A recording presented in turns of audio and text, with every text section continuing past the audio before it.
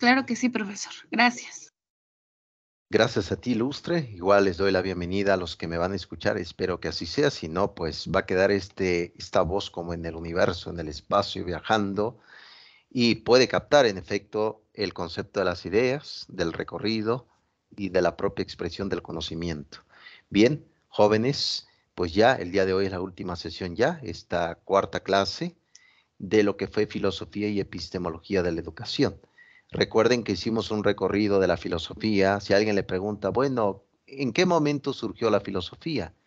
La filosofía surgió porque el ser humano no se ha conformado solamente con mitos religiosos, mitos, relatos históricos, sino se ha preguntado un poco más allá. Y puede ser que por eso y en ese momento la filosofía se llame así, porque si la filosofía no se preguntara, no buscara, no indagara, no hace una actividad, pues no se llamaría como tal filosofía.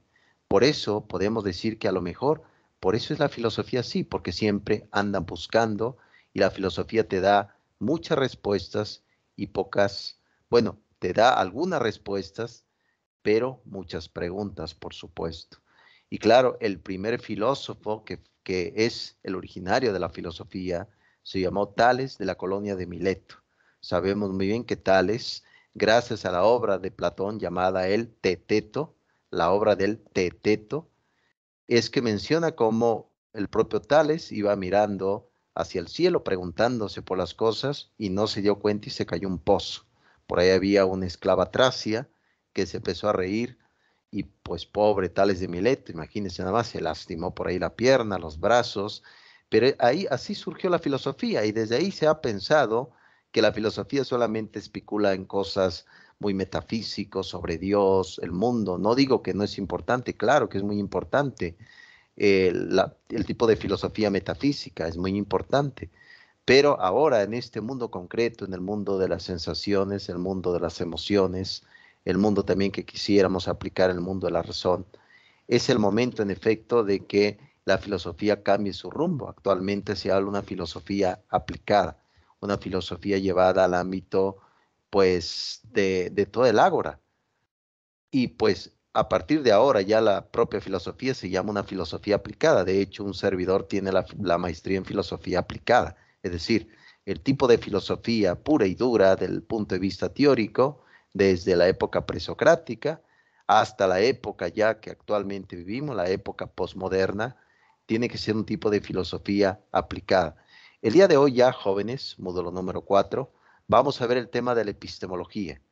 Recuerden que la filosofía significa amor a la sabiduría, por eso es amor, es decir, el amor, desde la visión de Platón en el banquete, es que el amor es algo que no se tiene, por eso se desea, por eso se busca, y por eso se llama amor a qué? Al conocimiento, amor al saber, amor a las letras, por eso se llama así, amor a la sabiduría. Y la epistemología es una rama, recuerden que la filosofía desde el propio Pitágoras, se ha visto que la filosofía es como si fuera un árbol que da frutos. Y en esas ramas de ese árbol que es la filosofía, aparece un fruto que es la epistemología. ¿Qué es la epistemología? Estudia el conocimiento. ¿Qué es el conocimiento?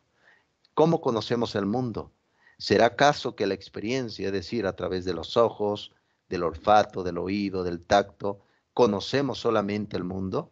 Por ejemplo, si hablamos el término de epistemología, hubo por ahí un filósofo llamado Jorge Guillermo Federico Hegel, que como les he platicado, en 1807 publica un libro que se llama Fenomenología del Espíritu, es decir, cómo el espíritu del ser humano puede llegar al espíritu absoluto, a través de qué, ciencias, del arte, de la filosofía, etcétera. Pero Hegel, de ahí en efecto, retoma y expresa un concepto.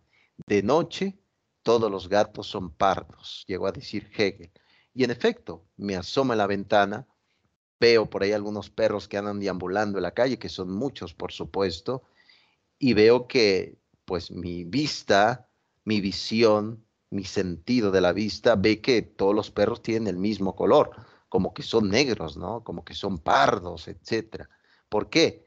¿Qué significa esto? Que los sentidos que estoy utilizando en ese momento se están equivocando. En realidad muchos no son de ese color, a lo mejor alguno es de color café, pero se dan cuenta que la epistemología se pregunta cómo conocemos. Si solamente la fuente del conocimiento son los sentidos, cuidado, cuidado, cuidado. ¿Por qué razón? Porque los sentidos también se equivocan.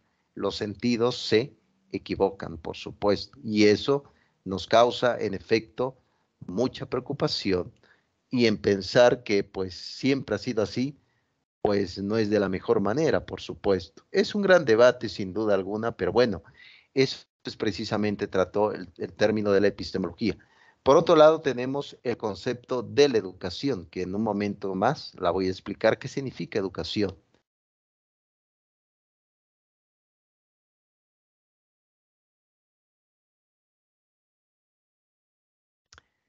Entonces, el concepto de la educación, como saben, tiene términos latinos, proviene de la voz latina, educere, educere que tiene que ver con la alimentación.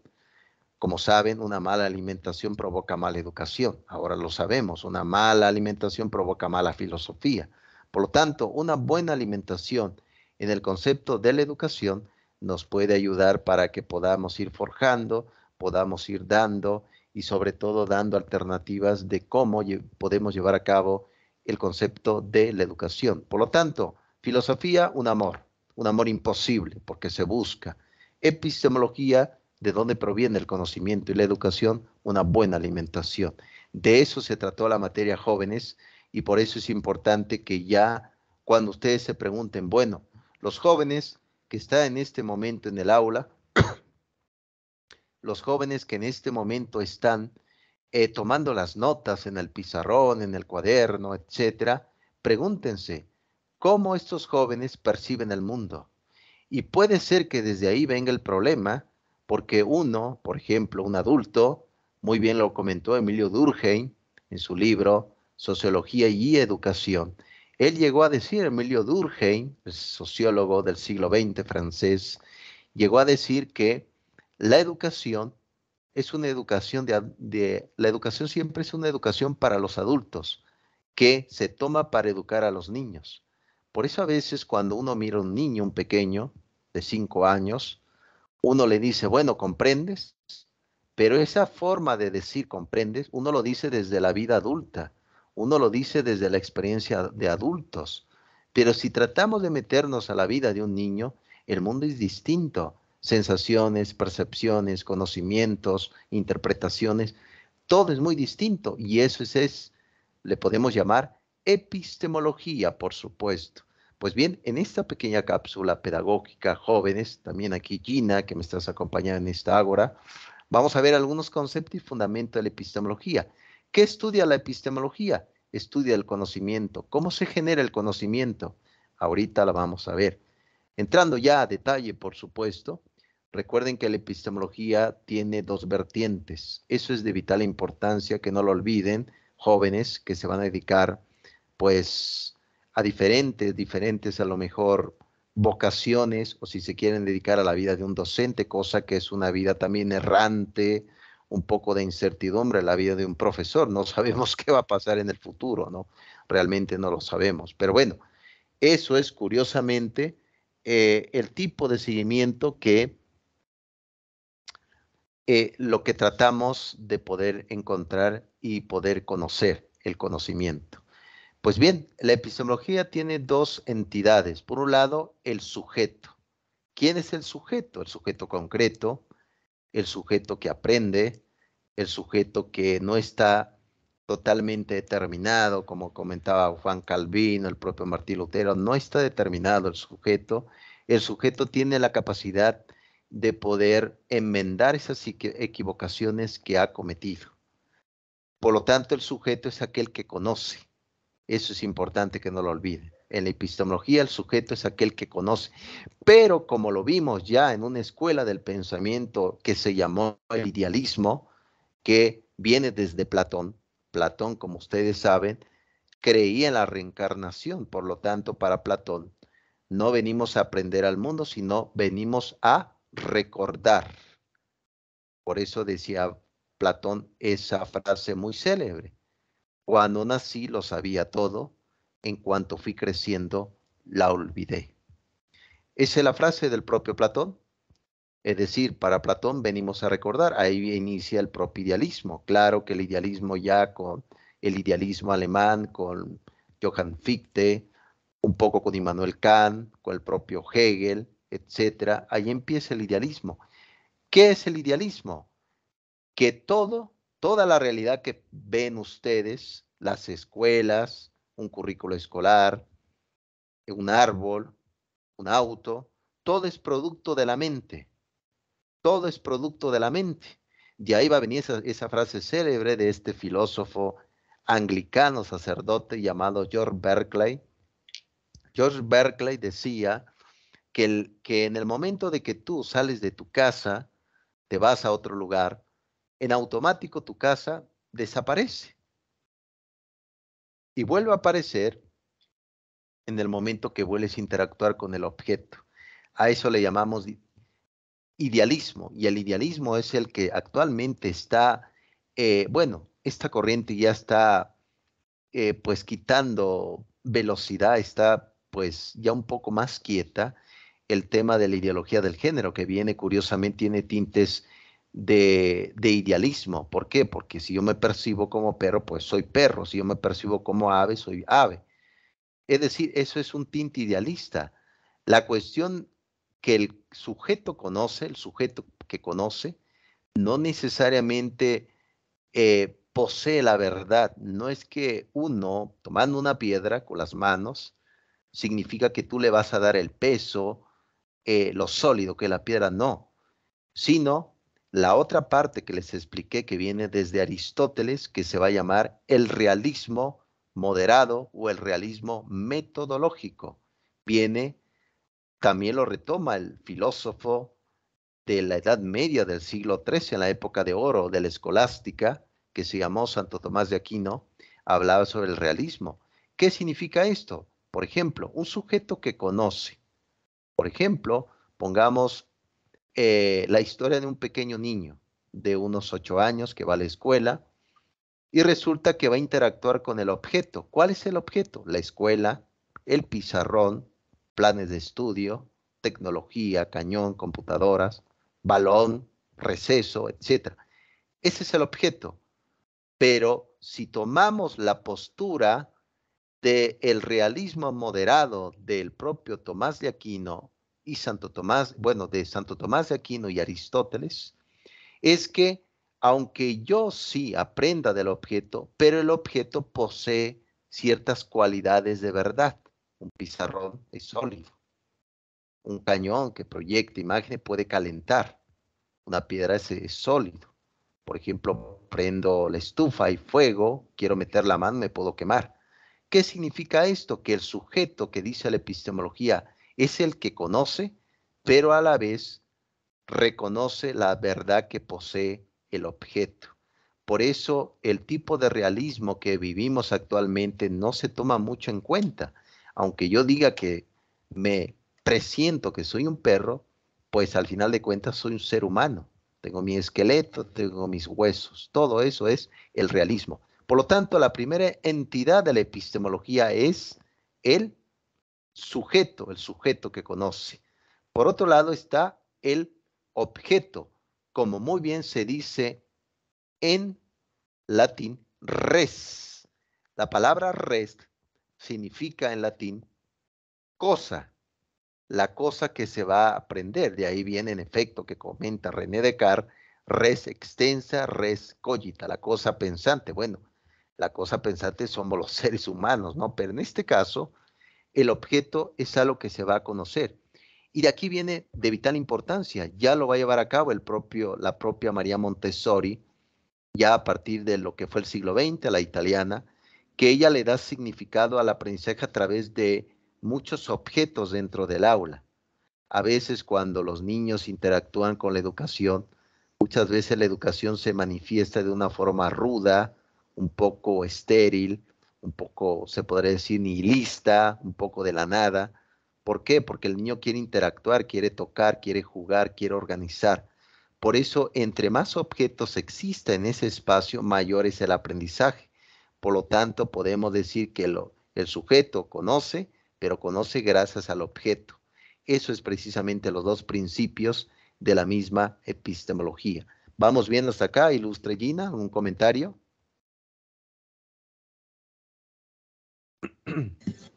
Sí, profesor, todo bien. No, ningún comentario hasta ahorita.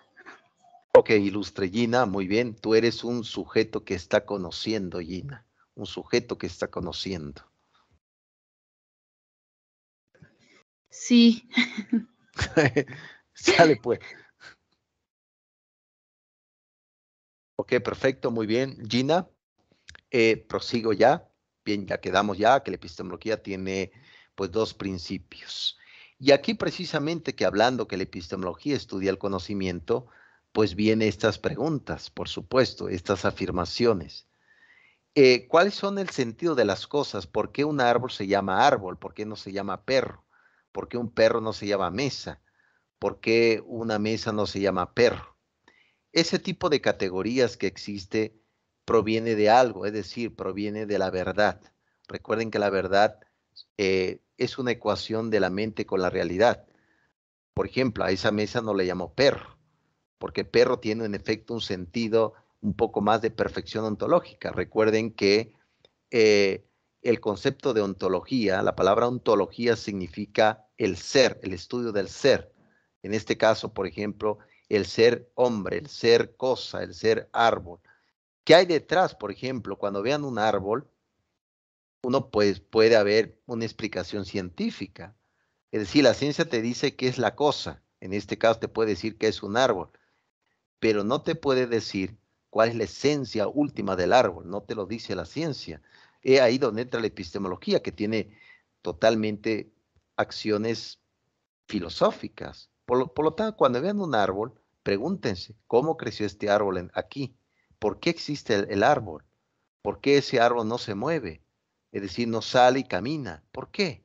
¿Por qué está ahí? ¿Por qué existe un orden en el mundo? ¿Por qué no todo se va en este momento al caos? ¿Por qué nos comportamos bien? ¿Por qué no nos comportamos mal? ¿Por qué si existe un Dios, hablando del punto de vista metafísico, por qué este Dios que conocemos, este Dios que nos habla, por qué no es malo? ¿Por qué es bueno? ¿Quién le impide ser malo a Dios? Son preguntas, en efecto, que tienen que ver con el sentido de las cosas. Por eso la epistemología se pregunta. Podemos hacer más cuestionamientos. Por ejemplo, en México, si vemos el tema educativo, nos preguntamos por qué no todos tienen un conocimiento válido, por qué no todos tienen aprendizaje. ¿Qué se necesita para un buen aprendizaje? ¿Será necesario hablar de educación y políticas? ¿Por qué no hablar de una educación más libre, donde cada quien quiera aprender lo que quiera? ¿Por qué debe de ser una educación fijada en méritos, pero totalmente méritos que favorezcan a un sentido político? ¿Por qué cada quien no decide cómo aprender? Eso es precisamente lo que hemos hablado del sentido de las cosas. Y por otro lado viene ese meollo, ese arjé, como se dice en griego, el principio. ¿Qué es lo real? A lo mejor, como muy bien comentó René Descartes, que tuvo por ahí una epifanía cuando estuvo de soldado, estamos hablando del siglo XVII, que a lo mejor él dice, bueno, es posible que en este momento esté yo durmiendo y que lo que estoy viviendo es un sueño, ¿no, Gina? Todo lo que percibo, todo lo que veo, todo lo que escucho, todo lo que huelo, sea un simple sueño y en realidad estoy durmiendo en una chimenea, en una casa con fogatas que alumbran en la pared, que está algo caliente la casa, en ese frío de afuera, en frío invernal, que a lo mejor estoy durmiendo en otro siglo. A lo mejor estamos en la Edad Media, ¿no, Gina? En el siglo XII, durmiendo y soñando que estamos viviendo en el siglo XXI. ¿Quién te puede asegurar eso? ¿Cómo sabes que lo que estás viviendo es real? ¿Cómo saben que lo que están percibiendo es real? A lo mejor no, ¿no? René Descartes nos brinda por ahí, no entren en crisis jóvenes, solamente son profundidades epistemológicas, filosóficas, con base a la educación. René Descartes dice, bueno, si dudo, existo. Por eso de ahí viene el propio cogito ergo sum, pienso, luego existo, es decir, la duda antes de la existencia. Si dudo, existo, por supuesto. Pero imagínense nada más que todo lo que percibimos no es verdad, sea una simple mentira. Qué increíble, ¿no lo creen? Y por ahí en efecto viene cómo conocemos. Les he platicado, cómo percibimos. Si alguien dice, bueno, profesor, yo decido que el conocimiento se basa únicamente por los sentidos. Solamente, profesor, como hace la ciencia. La cuestión de los sentidos, como les he platicado, es que se equivocan. Y si los sentidos se equivocan mucho, cuidado con ese aprendizaje. Será un tipo de aprendizaje pues un poco fragmentado, limitada, sospechosa. Si yo me asomo en la ventana, veo todos los perros que andan en la calle, parece que tuvieran el mismo color. Ah, mi sentido me está engañando. Por lo tanto, si esa percepción es correcta, cuidado con eso. Claro, se ha dicho que la intuición, el tipo de sueños, los sentimientos, las sensaciones, eso también puede contribuir y la propia razón, por supuesto. Muy bien, eso es precisamente el tema de la epistemología. Ya para ir avanzando, jóvenes, claro que les he platicado un poco del tema de la ontología, es el estudio del ser. Podemos aplicar, por ejemplo, en el ámbito educativo, la ontología, por supuesto, preguntarnos, ¿para qué sirve la educación? ¿Por qué no tener educación? ¿O por qué no hacerle caso a Iván Illich cuando comentó que la escuela ha muerto, que no sirve, no tiene ningún propósito la escuela? ¿Para qué aprendemos? ¿Qué sentido tiene ir a una universidad? ¿Qué sentido tiene conocer si el propio San Agustín llegó a comentar que el conocimiento nos causa desgracia, el conocer nos causa incertidumbre? ¿No será acaso que la felicidad radica en la ignorancia? Por lo tanto, es la ontología. Por ejemplo, pregunte la ontología de ser mujer, la ontología de ser hombre.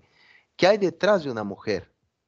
Actualmente vean la deconstrucción de la mujer, pero si ustedes ven en esas protestas que van ahí a favor de la mujer, feministas, si uno le hace una pregunta ontológica, ¿no, Gina? O los que me van a escuchar, ¿qué es mujer para ti? No hay respuesta, porque los que están a lo mejor en esa manifestación no saben nada de epistemología y mucho menos de filosofía de la educación. ¿Qué es la mujer? Esa es una pregunta ontológica. ¿Qué es la educación? ¿Qué es el aprendizaje? Eso es importante porque te vas más allá del ser. La ciencia se queda solamente con simplemente lo exterior y lo que es la filosofía, la epistemología de la educación se va a la profundidad. Hablamos también de la nociología. Esta palabra es de origen griego que significa el conocimiento. Y aquí viene en efecto el tema de la gnosis. ¿Cómo justificamos lo que sabemos? ¿Cómo lo podemos comprobar? Es decir, si yo veo, por ejemplo, una mesa, una silla, ¿cómo justifico que realmente es una silla? ¿Cómo lo sé? Ah, bueno, existe un consenso ya, existe una descripción, existe una comparación, por supuesto, ¿no? Es muy distinto que alguien diga, no, es que pasa esto, sí, pero ya lo comprobaste, pues no. La cuestión de todo esto es que no todo es comprobable, no todo se puede comprobar. Hay, por ejemplo, en el caso de las mamás que tienen sentimiento, siento algo, algo puede pasar aquí, siento algo por mi hijo, etcétera. Eso no es ciencia, pero sin embargo está ahí en el ser humano, por supuesto. Recuerden bien esto,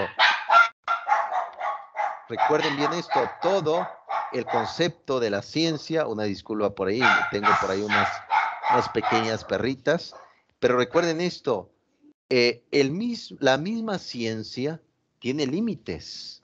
La ciencia no va a venir a que nos dé todo, es decir, que podamos salir de estas tragedias, en fin, no, porque la ciencia es totalmente humana y eso es la crítica que hizo la escuela de Frankfurt, más Horkheimer, Theodor Adorno, que eran en efecto socialistas moderados. Pero así es precisamente, ¿no? ¿Cómo justificamos lo que sabemos? Es una gran pregunta tremenda, ¿no? ¿Cómo lo justificamos? Sin duda alguna, podemos pues rompernos un poco la cabeza en todo esto. Todo debe de estar a prueba. ¿Cómo debemos hacer esa comprobación? Si alguien dice, yo sé esto, ¿cómo lo comprobamos? ¿Cómo comprobamos si alguien dice, es que yo sé esto?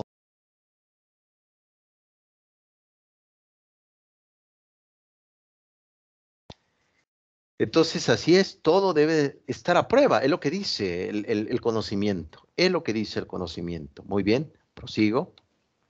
Y aquí precisamente me gustaría presentarles, ya para ir terminando, al propio, bueno, David Hume fue un poco panzón, estaba gordo, era un poco penoso hacia las mujeres, pero bueno, discúlpame David Hume, pero es importante mencionarte, ¿no? Algunos aspectos. Tuvo por ahí de compañía Rousseau, Jacobo Rousseau, el que escribió el Emilio, el contrato social, y pues se pelearon ahí con el propio Rousseau. David Hume, recuerden que escribió Historia de Inglaterra, de hecho ese libro se volvió muy famoso, Historia de Inglaterra, y también escribió su libro también famoso, bueno, que tiene que ver, Tratado sobre la naturaleza humana, ¿no? Tiene que ver en efecto con la naturaleza humana. ¿Por qué demonios cito a David Hume en este término de epistemología? Como saben, David Hume fue empirista, pero fue un empirista escéptico, así como lo escucha. Y llegó a decir lo siguiente el propio David Hume. ¿Qué llegó a decir? Él llegó a comentar que no tenemos la experiencia del mañana, así como lo escucha. No tenemos la experiencia del mañana. Si hoy, por ejemplo, digo, amanezco, sale el sol, hace calor, dice David Hume, aunque ahorita en este momento salió el sol, no me garantiza que el día de mañana vuelva a salir. Por eso dice él, no tenemos la experiencia del mañana, por eso es un poco escéptico. ¿Por qué? Porque la experiencia que tenemos del presente tampoco es una garantía que lo mismo pueda suceder en el día de mañana. A veces nos sorprende la vida, ¿no, Gina? A veces pensamos que la vida es aburrida, bueno, a veces divertida, etcétera, ¿no?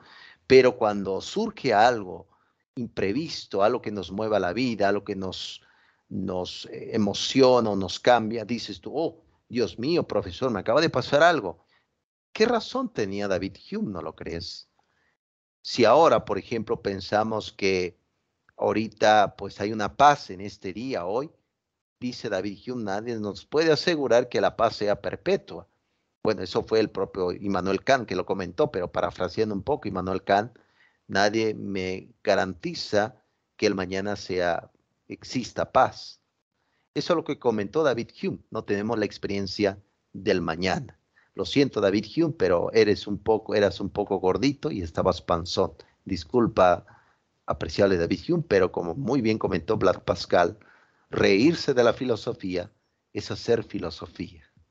Muy bien, ya para ir terminando, surgieron un grupo que tiene que ver con las ciencias sociales. Recuerden que estos filósofos, la Escuela de Frankfurt surgió en 1923. Estos filósofos, el que está ahí, eh, estos dos filósofos, uno de ellos se llamó Max Horkheimer, condiscípulo del profesor Theodor Adorno. Ambos publican un libro en 1947 llamada La dialéctica de la ilustración. Ahí critican el concepto precisamente de toda la época de la Ilustración, donde decía que la razón iba a ser como el motor de la historia, el motor del progreso. No fue así. Ellos tuvieron que huir de Alemania como eran judíos, se vinieron a Estados Unidos y fueron en efecto fundadores de la Escuela de Frankfurt, que va de la mano con una escuela también que se fundó un año después, 1924, llamada el Círculo de Viena con Rudolf Carnap, Ludwig Wittgenstein y también, por supuesto, dentro de esa escuela, el Círculo de Viena tuvo este amable filósofo, un genio, por cierto, fue nombrado caballero, tenía el título de Sir Karl Raimund Popper. Popper escribió La sociedad abierta y sus enemigos, la teoría del marco común, etcétera, etcétera. El propio Popper habla sobre el tema de la ciencia. Él dice, cuidado, la ciencia no es totalmente perfecta, tiene equivocaciones. ¿Por qué? Porque es humana. Entonces, si creemos en esta época un poco ilusa de nosotros, en creer que la ciencia nos va a salvar. Ah, no, es que la ciencia ha hecho, no, la ciencia es totalmente humana. La ciencia no es que te lo haya dado un semidios, un gran Morfeo, etcétera, ¿no? Entonces, eso es lo que comentó el propio Karl Raimund Popper. Popper, te hago honor a ti en este momento, Popper. Nos quedas mirando un poco triste. De hecho, Popper iba a tener un pleito con un filósofo de Cambridge llamado Ludwig Wittgenstein, que escribió el Tractatus Lógicos Filosóficos.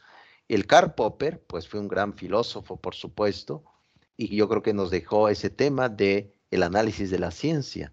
Es decir, también tiene falsedad de la ciencia.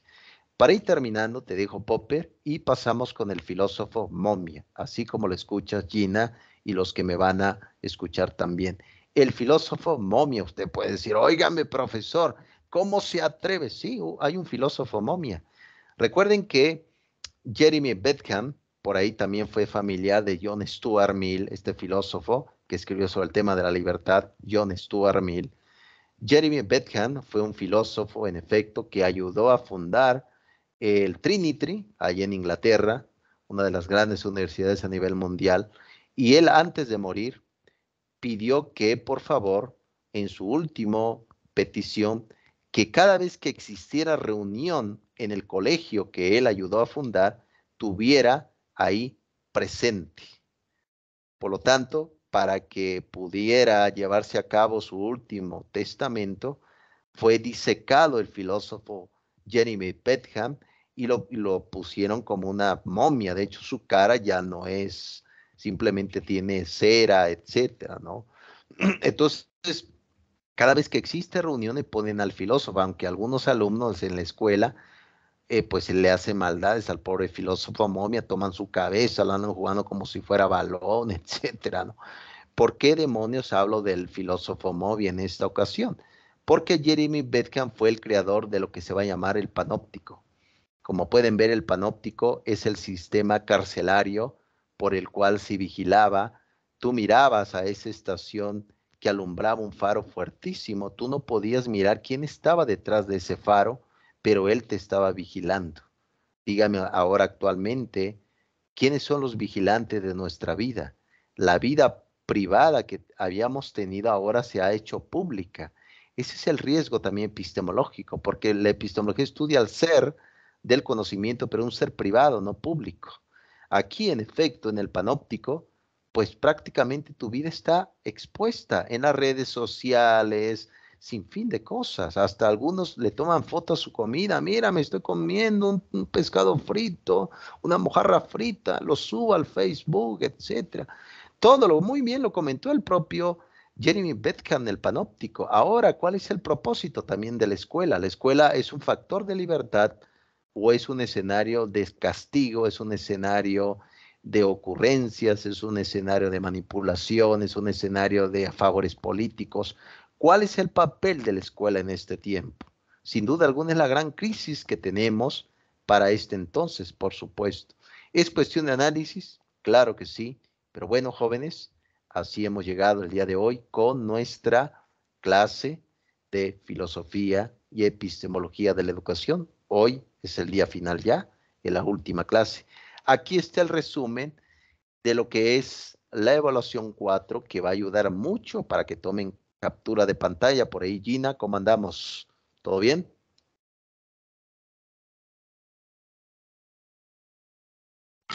Sí, profesor, todo bien. Perfecto. Aquí está el resumen ya de lo que es la evaluación 4, que ya viene por ahí en camino, jóvenes, para que chequen que aquí en efecto les va a ayudar para que ustedes puedan contestar cada una de estas preguntas. Son claves, son metodologías, son apoyos, por supuesto, ¿no? Aquí viene la pregunta que dice, ¿cuál es la función de la epistemología? Y habla de la revisión del conocimiento científico y sus procesos de construcción. Una construcción finita, no infinita, por supuesto. Aquí está nuevamente parte de las preguntas de lo que es el resumen número 4. Esto les va a ayudar en efecto para que puedan ir llevando a cabo sus puntos de vista, sus características, sus formaciones y reformulaciones, por supuesto. Aquí está para que lo tengan en cuenta. Ahora bien, viene también el resumen de la evaluación 5. Recuerden que el cierre La evaluación de cierre es un eclecticismo de todo lo que hicieron. Se va a conformar las preguntas de todo lo que vieron desde el módulo 1 hasta lo que es el módulo 5. Aquí está. Por lo tanto, el cierre son muchas preguntas para que la tengan en cuenta. Aquí está el resumen de lo que es la evaluación 5, que todavía sigue. Aquí está otro apartado, por supuesto, para que la tengan en cuenta. Recuerden esto, ¿cuál es el objeto de la pedagogía? El objeto de la pedagogía es la educación. ¿Cuál es el objeto de la educación? El sujeto, la persona. Por lo tanto, ahí vemos que el ser humano busca, está sediento, tiene mucha sed del conocimiento, del conocer. ¿Por qué? Para que no vivamos engañados, para que no vivamos con mentiras. Díganme ustedes si a poco no quisieran conocer la verdad de las cosas que pasan en el mundo.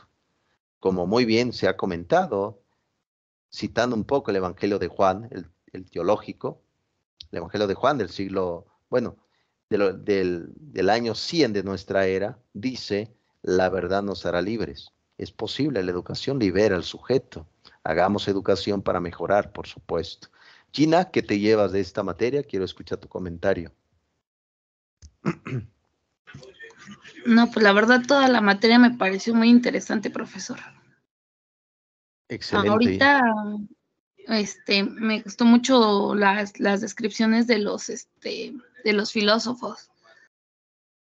Oye, qué cosas eso de David Hume, ¿no? Que no tenemos la experiencia del mañana, ¿no? Sí, pues sí, porque realmente así lo es, ¿no? Ahorita decimos, ay, mañana a lo mejor me va a ir bien y a la mera hora pues nos va mal, ¿no? Sí, sobre todo, Gina, a veces nos angustia muchas cosas que aún no han pasado, ¿no? Exactamente. O pensamos lo negativo y al final de cuentas pues todo pinta bien, ¿no? Exactamente, por supuesto, todo pinta bien como si fuera un cuadro de Vincent Van Gogh, ¿no? Noche estrellada, podríamos decir. Sí. Muy bien, ilustre Gina, te deseo mucho éxito. Cualquier cosa yo estaré al pendiente. Ya viene la evaluación 4 y la evaluación 5 y por ahí también ya viene el cierre. Vamos juntos, ya terminó la materia el 19, ya nos queda pues poco tiempo, ilustre Gina. Sí, profesor, muchas gracias. Muy bien, cuídate mucho, gracias por haber estado aquí y jóvenes, gracias por escuchar a este viejo filósofo. Vayan trabajando y yo estaré muy al pendiente de sus necesidades. Bye bye. Cuídate, Gina, que la pasen bien. Hasta luego. Muchas gracias, profesor. Hasta pronto. Hasta pronto.